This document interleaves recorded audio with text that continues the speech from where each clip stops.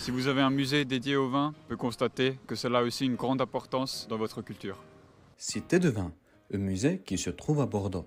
Le musée a été inauguré en 2016 et il y a environ 400 000 visiteurs par an. Mais pourquoi un musée de vin à Bordeaux? Le vin avait eu une très grande importance pour Bordeaux comme la principale source de revenus. De plus, après Aliénor d'Aquitaine s'est marié le futur roi d'Angleterre, Henri II, et un commerce hors taxe était mis en place. Mais pourquoi les viticulteurs produisent du vin aujourd'hui? François Allaire va nous répondre. Bonjour, on est donc au Clos Abilly. C'est une des plus petites propriétés de Saint-Émilion, donc il y a 1 hectare.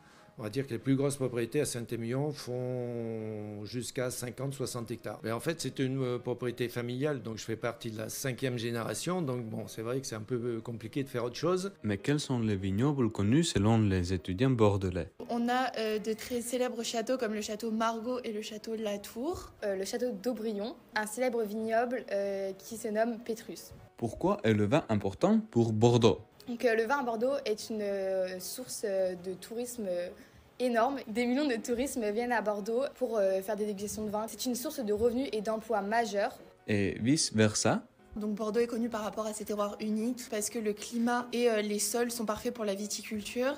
Sa diversité avec le vin rouge, le rosé, les vins blancs et les liquoraux de grande qualité et sa place dans le marché mondial. Donc Bordeaux, c'est le centre d'exportation majeur des vins de grande qualité dans le monde. Bordeaux est réputé pour ses vins prestigieux et de bonne qualité qui sont parfois renommés même en termes de luxe. Et alors, comment fabrique-t-on du vin? À Saint-Émilion, vous avez 2 types de ramassage de raisins. Vous avez la machine à vendanger et puis après l'autre partie qui va vendanger à la main. Nous, on vendange en cagette. Voilà. Donc on va préciser un petit peu plus au niveau des qualités de vin, de raisin, parce que si on peut le vendanger et l'avoir en baie entière, c'est quand même mieux que de l'avoir un petit peu plus écrasé.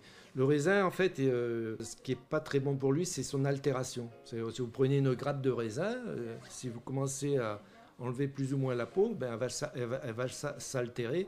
Nous, le but, c'est de le ramasser le plus vite possible, en baie entière, en cagette. Donc la cagette va permettre de ne pas avoir un écrasement. Et on va pouvoir mettre ça dans les grappoirs qui va séparer la rafle, la partie de la rafle. Et puis après, donc les graines vont tomber dans la pompe et puis hop, ça va être pompé dans la cuve. Et toute la partie verte va être éjectée à l'extérieur de l'appareil.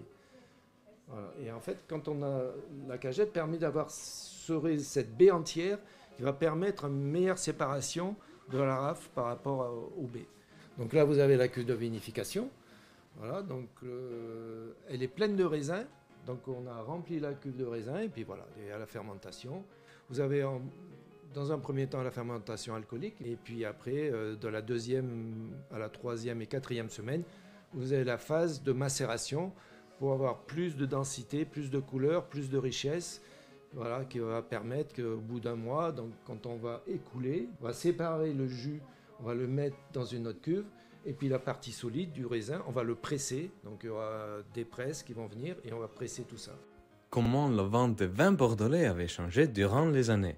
Alors, si on veut parler de l'agriculture biologique, elle doit représenter en France, sur le viticole français, l'agriculture biologique doit représenter à peu près 15% de part de marché. Le négoce bordelais était très présent. 80-90% des vins étaient vendus par l'intermédiaire du négoce. Petit à petit, les viticulteurs ont choisi de vendre leurs vins eux-mêmes. C'est notre cas. Donc on a toute palette de salons qui nous permet de vendre le vin directement aux consommateurs, en ouvrant aussi notre propriété donc au public. Donc on vend sur place, mais on vend aussi, on va dire, une grosse partie de la production, on le vend à travers la France. Quel vin bordelais on se trouve en Estonie? Même si on ne produit presque pas de vin nous-mêmes, le vin bordelais est très populaire en Estonie. Les vins bordelais sont généralement de 10 jusqu'à 20 € en Estonie. Si on veut goûter des vins plus prestigieux, il faut être prêt à payer plus de 200 à 1000 € par bouteille. À Selver, par exemple, on y trouve plusieurs bouteilles de 10 à 15 €.